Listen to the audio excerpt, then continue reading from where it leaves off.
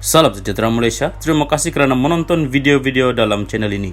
Sebelum kita mula, jangan lupa untuk tekan tombol subscribe, share, like, dan komen. Let's go!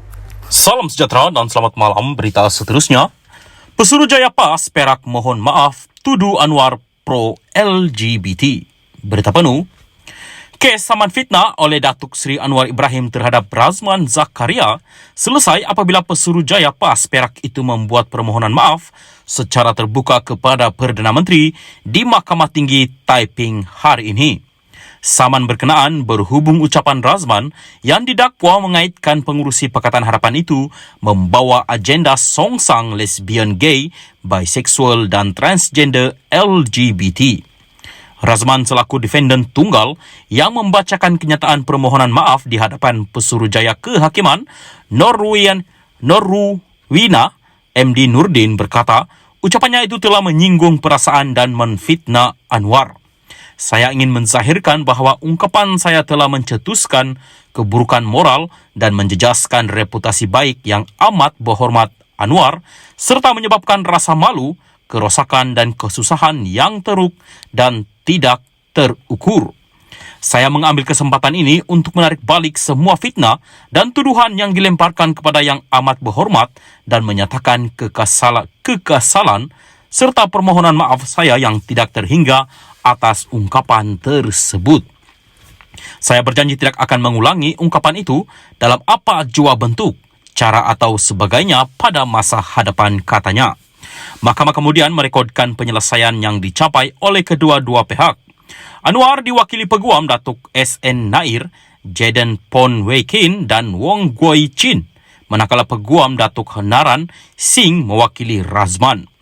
Nair ketika dihubungi bernama mengesahkan perkara tersebut dan memaklumkan bahawa anak guamannya menerima permohonan maaf itu.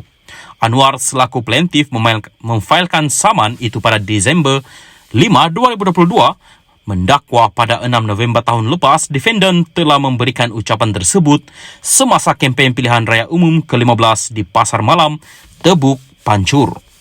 Beliau berkata ucapan berkenaan disiarkan secara langsung melalui klip video di akaun Facebook defendant yang mendapat tontonan melebihi 94,400 kali, melebihi 5,100 reaksi, 429 kali perkongsian dan melebihi 2,600 komen sehingga hari ini. Menurut Presiden PKR itu, siaran video langsung Facebook tersebut kemudian diterbitkan menerusi artikel bertarikh 6 November 2022 dalam bahasa Malaysia dan bahasa Inggris di dalam sebuah portal berita. Ahli Parlimen Tambun itu berkata, kata-kata fitnah tersebut dibuat untuk menjatuhkan reputasinya dan dakwaan dalam artikel berkenaan adalah tidak benar kerana plaintiff sentiasa memperjuangkan ajaran dan nilai teras Islam selain mendakwa ia dibuat bertujuan untuk mencemarkan nama baiknya dengan menghasut orang ramai serta menimbulkan kebencian terhadapnya dan partinya semasa tempoh berkempen untuk PRU 15. Oleh itu, plaintiff menuntut ganti rugi am, pampasan, teruk dan teladan serta memohon perintah injuksi untuk menghalang defendant atau ejennya daripada terus mengungkapkan atau menyebabkan penerbitan artikel memfitnah yang serupa selain menuntut kos, faedah dan relief lain yang sesuai. Salam sejahtera dan selamat petang kepada seluruh rakyat Malaysia dan pendengar berita panas hari ini dipetik dari Malaysia Kini bertajuk Zahid anggap rungutan Ismail Sabri kelaziman orang tinggalkan jawatan. Berita penuh, Ahmad Zahid Hamidi hari ini menganggap kenyataan negatif dibuat bekas Perdana Menteri Ismail Sabri Yaakob terhadap kepimpinannya sebagai kelaziman seseorang yang sudah meninggalkan jawatan untuk tempoh tertentu. Kata Presiden UMNO itu, apabila seseorang tidak lagi memegang sesuatu jawatan, mereka akan menganggap pengganti selepasnya gagal menyemai pencapaian terdahulu. Itu pendapat dia, Ismail Sabri. Selalunya begitu.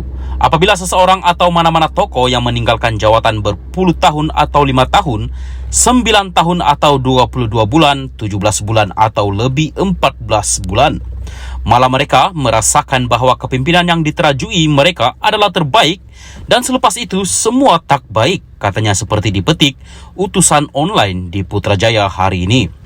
Beberapa hari lalu, Ismail Sabri dilapor meluahkan rasa kurang senangnya dengan beberapa perkembangan dalam parti, termasuk ketika dia menjadi Perdana Menteri. Dalam temu bual dengan Mingguan Malaysia, Ismail Sabri antara lain mendakwa dia ditekan oleh pemimpinnya sendiri dan pada ketika tertentu dibiarkan diserang oleh pembangkang. Ismail Sabri merupakan seorang daripada 3 naib Presiden UMNO. Dia dilantik sebagai Perdana Menteri bagi menggantikan Muhyiddin Yassin selepas Presiden Bersatu itu hilang sokongan majoriti di Parlimen pada 16 Ogos tahun lalu. Untuk rekod, selepas PRU ke-14 yang diadakan pada 2018, Dr. Mahathir Mohamad ketika itu menjadi pengurusi PH dilantik sebagai Perdana Menteri. Namun kesan langkah Sheraton, dia hanya sempat mengetuai kabinet selama 22 bulan dan sering diperolokkan kerana menjadi Perdana Menteri untuk tempoh yang singkat. Bagaimanapun, Muhyiddin pula hanya berada di jawatan Perdana Menteri selama 17 bulan sebelum digantikan oleh Ismail Sabri yang berkhidmat di tempat itu selama kira-kira 14 bulan. Ismail Sabri juga dilihat kurang senang dengan tindakan Ahmad Zahid Hamidi membawa BN memberikan sokongan kepada PH bagi membolehkan gabungan diketuai Anwar Ibrahim itu menjadi kerajaan selepas PRU ke-15 pada November tahun lalu. Menurut Ahmad Zahid, dia menyerahkan kepada orang ramai serta ahli parti untuk menilai sendiri kenyataan yang dibuat Ismail Sabri. Saya tidak ada pandangan yang boleh menyangah atau bersetuju dengan kenyataan itu. Jadi kita serahkan kepada masyarakat, terutama ahli-ahli UMNO untuk menilai sendiri perkara itu, katanya lagi.